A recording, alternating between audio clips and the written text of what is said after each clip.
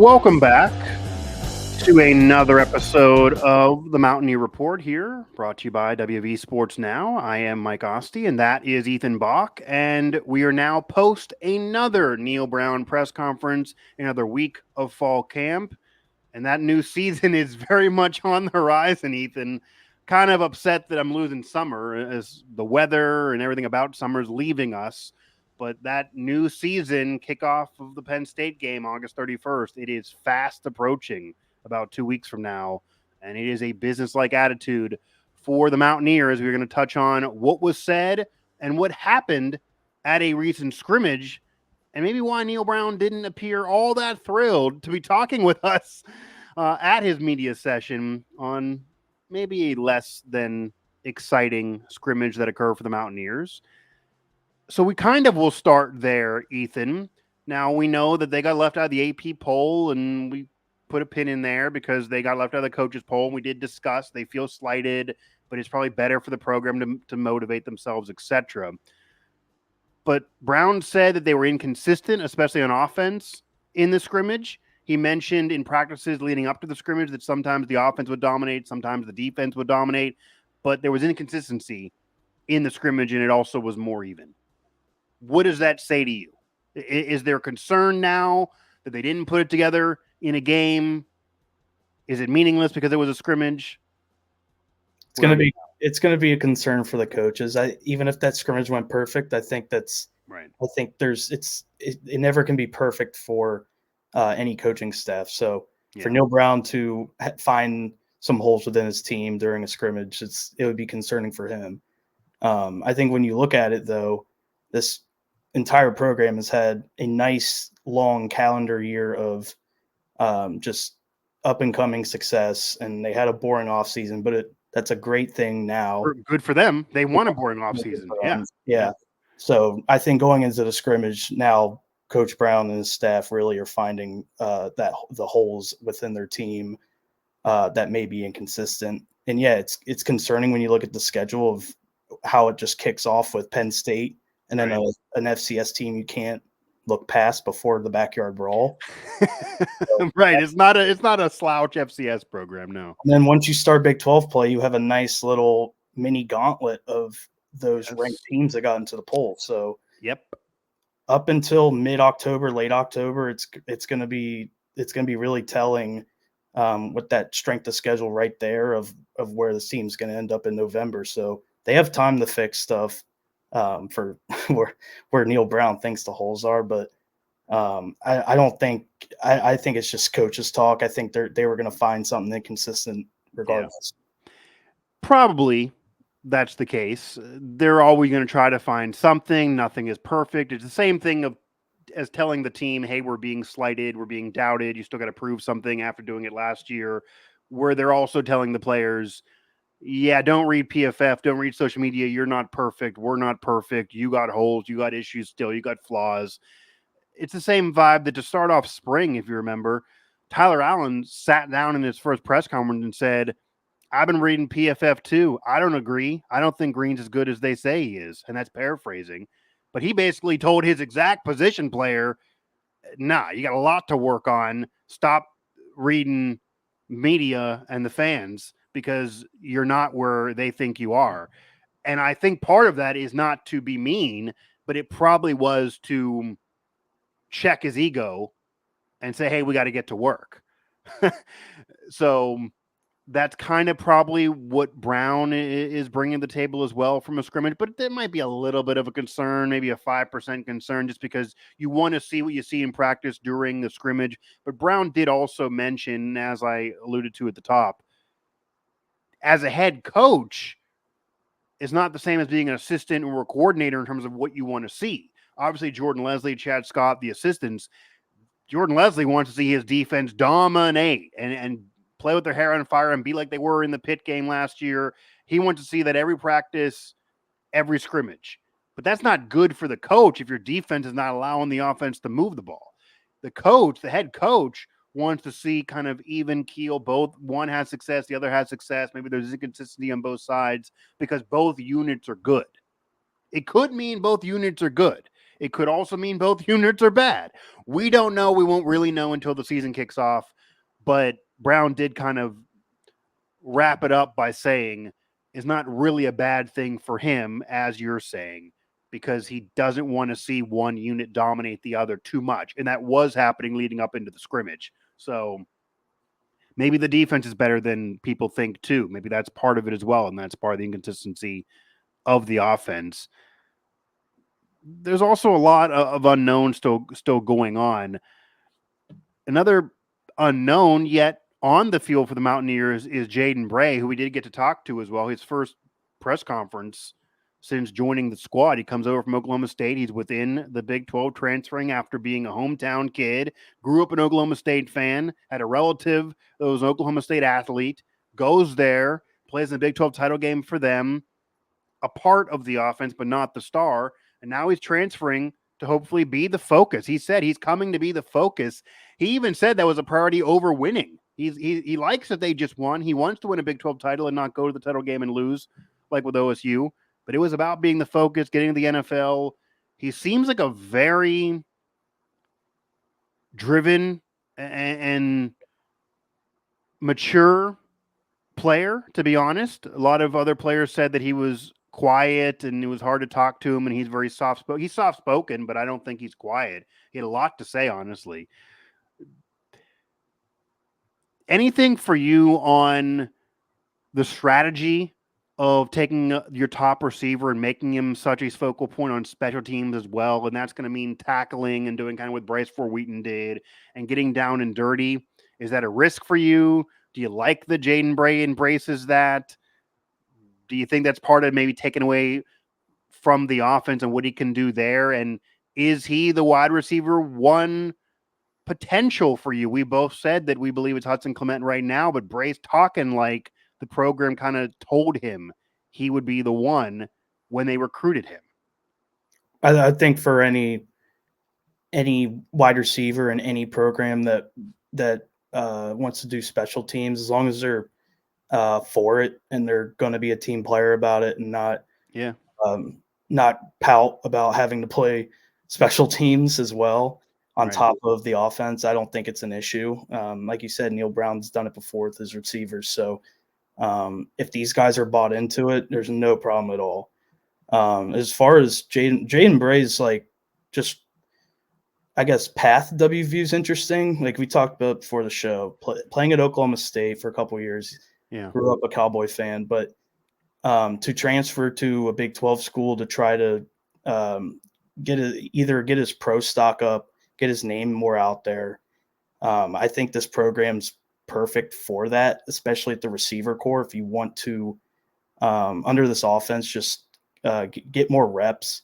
The door's open, and the offense is experienced, and Green's back, and it's almost like a little bit of an indictment of the Oklahoma State program, a very similar program geography-wise, culture-wise, historic-wise, for him to kind of feel like he's more of a focal point guy and will get more attention at WVU versus Oklahoma State. I mean, people nationally might argue if that's the case or not. He's also just staying in the top conference, top 4 conference in the country. So yeah. It's a nice risk for him. I don't think there's much to lose off of that if you want to stay in the Power 4, Power 5. Same with Justin Robinson, and even last year Devin Carter. Like he didn't really just come out of nowhere and drop 800, 900 yards with stats weren't pretty.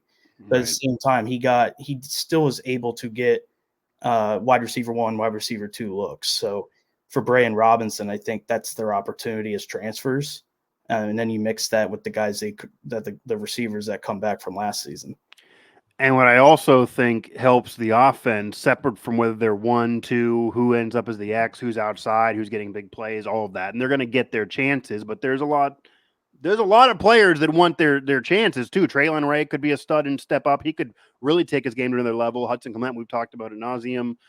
Who knows how much Rodney Gallagher will get on offense. He's also obviously taking snaps on defense, but if he gets offensive looks that I know from his camp they think he's still going to get, that's another player taken away. The running backs are receivers too. Cole Taylor, is a pass-catching tight end.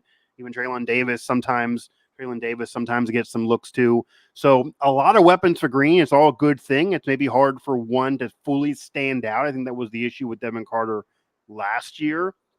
But what I think really helps the offense is the fact that Justin Robinson and Jaden Bray, like Cole Taylor, are all big body pass catchers who can really help the red zone offense. That's something that the Mountaineers still struggle with a little bit last year. They would score on big plays, but once they got down there, they knocked on the door, wouldn't always get it in 20 yards to pay dirt. And now when you have more than just Cole Taylor, who's a big body tight end who can be a pass catcher, you also have two receivers that are very similar in size, if not bigger. They got a lot of red zone threats now that Green can just throw it up and one of them can win a lot of one-on-ones. So that could be a big deal for the offense. That doesn't have to all be feast or famine big plays or Green trying to scramble outside and make something. They can actually methodically drive down the field and then from the red zone on actually score. These guys kind of fit that.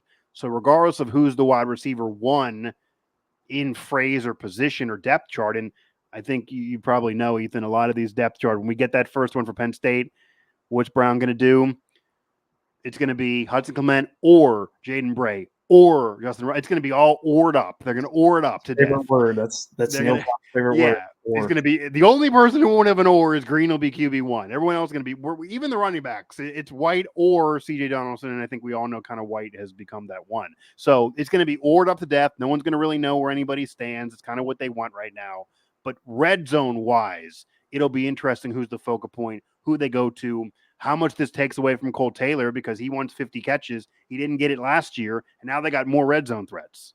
It feels like you're taking away his numbers. And Taylor should be that first option pass red zone threat. He should be, yeah, 100%. But they also have two more now, in Justin Robinson and Jaden Bray, that can kind of do the same thing as receivers as well. But Cole should have a big year too. I think another year with Green, he's kind of made to be a red zone threat for sure. Yeah, this offense for Garrett Green it's great for him. He has a lot more options, like you said. Now he actually has guys who could be red zone options. Yeah, but for also all these receivers now, there's only one ball. Same with Jaheim White. That's what I'm kind of alluding to. Yeah. Green may not be great for the rest of the guys. So right. It's going to be interesting to see how Garrett and the coaching staff as well, just how they kind of balance everything out, and if they try to keep people happy or if they just say screw it and whatever gets touchdowns, whatever wins games, and figure out the morale just later in the year and going into the off season. Yeah, and speaking of morale, as that's kind of a segue here of what we can end the show on. There's obviously been a positive morale in terms of the vibes being good. The program's in a much better spot than it would have been a year ago when it was a funeral atmosphere and everyone was on the hot seat. They kind of know positions, they're more stable, etc. And obviously there's also a chip on the shoulder of the players and coaches because they're still not getting ranked in these major polls, even though they ended 2023 in one of them.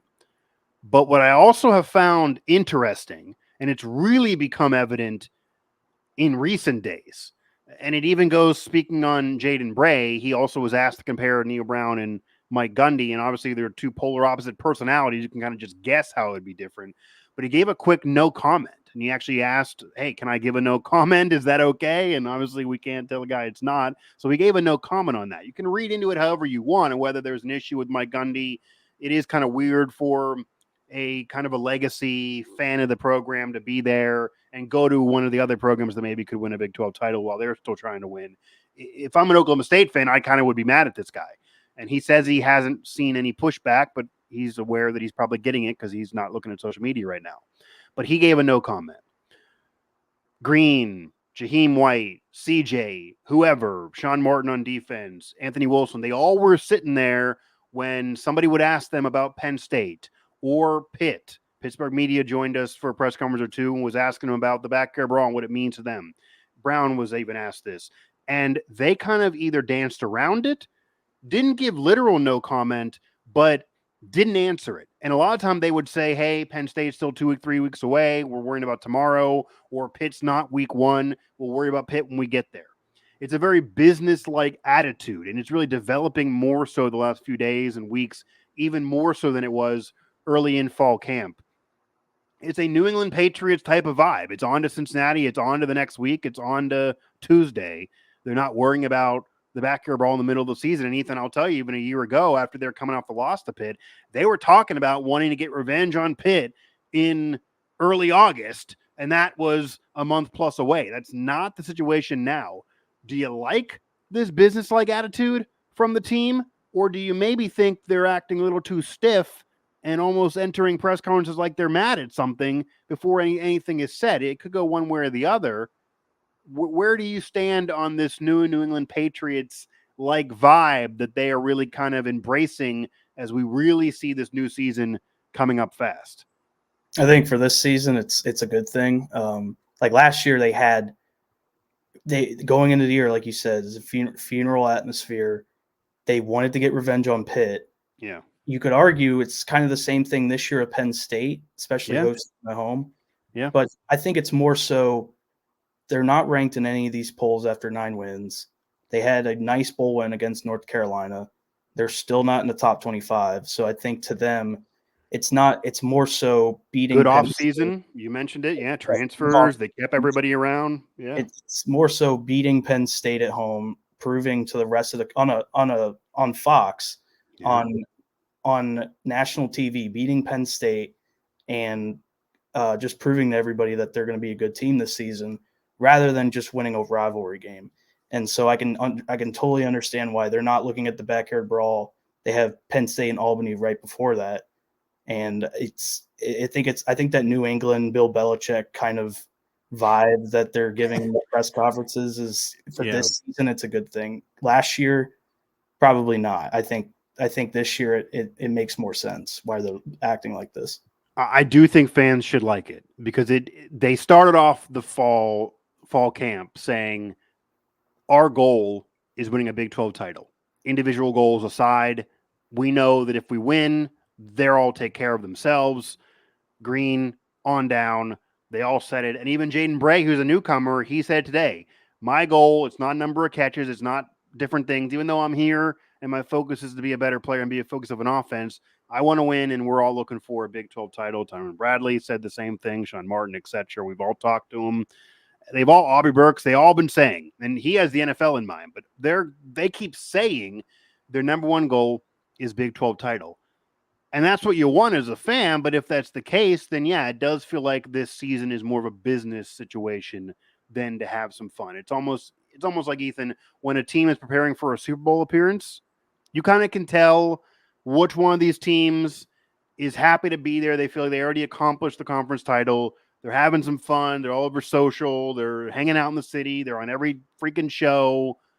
And the New England Patriots, look at their track record when they were in those games with Bill Belichick.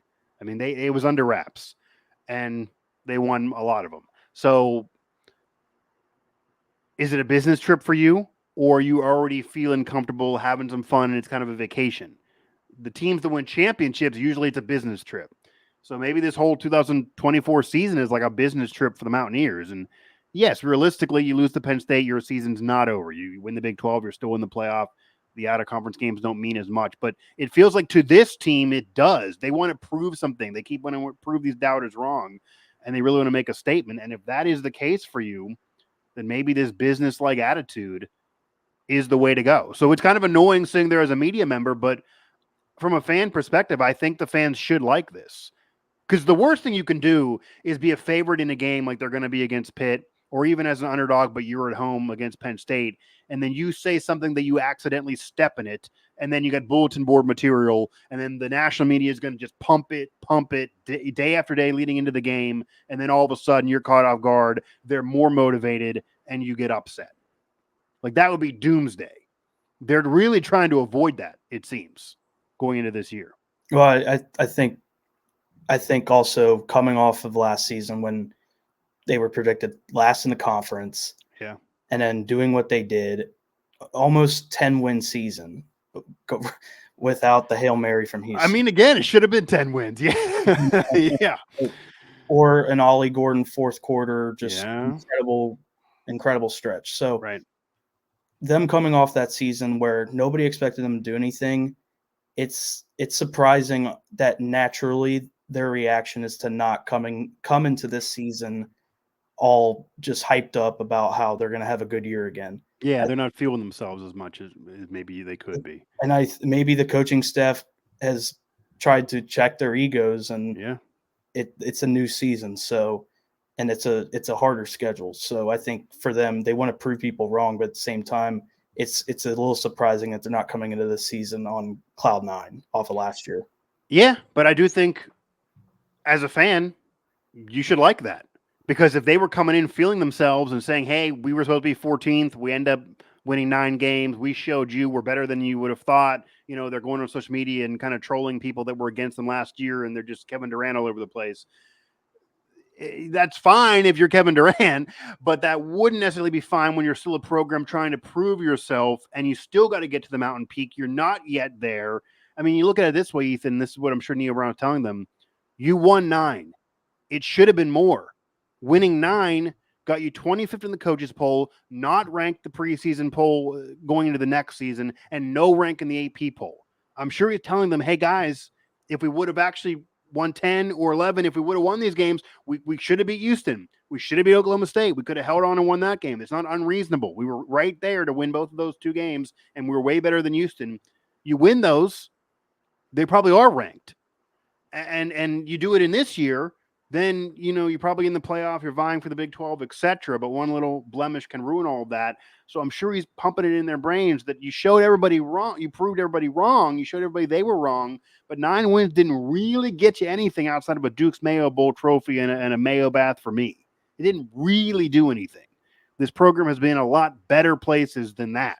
So do you want your legacy to be a Mayo bath? I mean, that's not going to how many ceremonies is WVU going to be having in the future to welcome you back for the Duke's Mayo Bowl win? I mean, a Big 12 title would be a whole different ball game. I mean, you would be celebrated forever.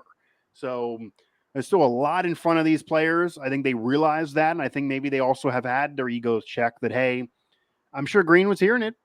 Fans love him, 52.9%. That's not getting to the NFL. He wants the NFL. Aubrey Burks wants the league. He's getting more of an opportunity to showcase himself. These guys want the real bag, and to really live their dreams, they need to take care of business. And if all of that happens, this team should win. So I think they have a lot in front of them. And again, maybe not being ranked is better for these players and better motivation, easier for the coaching staff to kind of pump in their brains that 9 wins did not get you really anything. And yeah, it should have been 10. It should have been 11, but it wasn't. It was 9.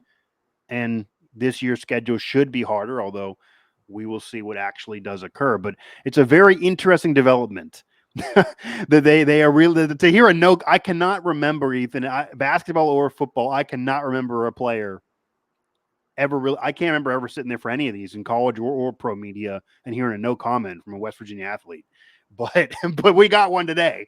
So that does show you that, you know, they got a business-like attitude, but there's also pressure on this year because I think something else that exists as we'll kind of close on this, Ethan. Last year, they won 9. If they would even have just won 7, they could have yelled to everybody, okay, let's stay the course. We were supposed to be 14th. We're predicted to win 4-5 games at the most. We still proved you wrong. It wasn't a great year, but we still proved you wrong, even winning 7. Obviously, they ended up winning 9. If they win 7, 8, or 9 this year, it's going to be a disappointment. So the bar is way higher. They can't just be proving people wrong that they're good. People think they should be great. People are expecting them to take that next step. Right. Virginia fans especially. Now, media and just fans around the country, they really don't necessarily know exactly what this West Virginia team is because it's all over the place. It's hard to judge them off of last year. Was that a fluke? Yeah. Or can they actually show consistency this year? We will see, but I think they also know, and I think it's a good attitude. I think I like the business-like attitude, the Patriots-like vibe now that's developing with the season a couple weeks away. If you want to be a naysayer, just to throw this out there, not to make the show negative as we're going to close up shop here. Maybe, Ethan, maybe they're pressing. Maybe it's getting in their brain. Maybe they're feeling the heat. Maybe they're starting to realize these fans are going to be mad at us if we don't beat Penn State. That's a top 10 team. Maybe they think in their heart of hearts that's unreasonable. I know Brown thinks it's unreasonable that they got to beat Penn State to get ranked, but maybe they're starting to really have it get in their brain. And it's part of me that kind of thinks that that's why they're either going to play a really close game with Penn State and potentially even shock the world and beat them, or probably lose by 2 TDs like it's been. It could get away from them still. Maybe it'd even be worse because Penn State's probably here in 2. I mean, what's going on there? They're probably here, and West Virginia thinks they can really beat us this year. It's different than last year. They're more talented. We got to really shut them up. We got to make our own statement now that the Big Ten is a new conference, and we got to prove ourselves with more historic programs and more overall quality programs in our conference now. We couldn't win it before. Let's try to do this now and make that statement in week 1 on the road. So, I mean, Penn State wins that, and West Virginia does get some love in some of these polls. They're a top 5 team. So it goes both ways. I think it's good. I like it. But if you're a fan, you got to hope that it's not getting in their brains too much and they are not feeling the heat. And that's why they're kind of giving no comment and not wanting to answer these questions, because they really know that they don't have maybe as much room for error as did exist last year. They certainly can't have any penalties off taking a helmet off that would ruin a game this year. People would really freak out. So we will see what will occur. Again, like and subscribe this episode. Feel free to comment. We'll comment back to you. Also hit us up with our coverage, of course, of all of Mountaineer Athletics at WV Sports Now. And we are now, by the way, available everywhere you get your podcasts. So Apple, TuneIn, Google Play, Spotify, wherever, we're there. Even if you just want even a notepad, I believe we're available, or for notes if you want to just have notes read off to you of what we say here on the show.